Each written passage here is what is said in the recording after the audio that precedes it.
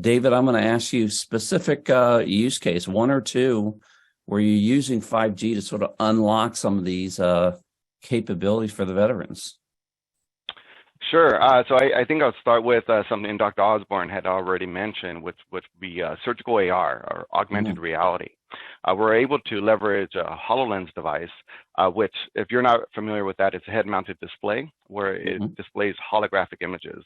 Now, surgical AR, developed by a company called Metavis, will take CT scans, render this into a 3D image, and allow you to place that or register it onto a patient for multiple use cases such as surgical planning.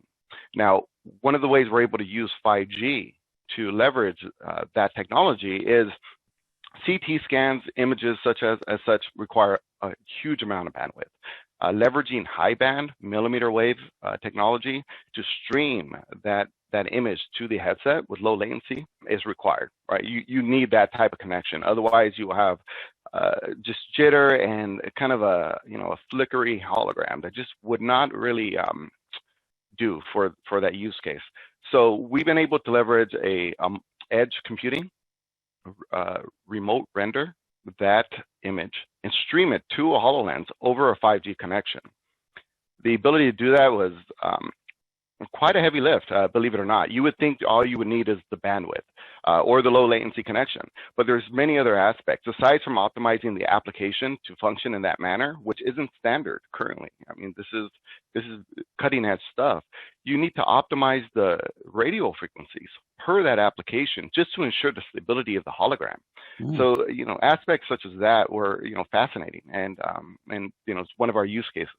Another use case to elaborate on is our drone program.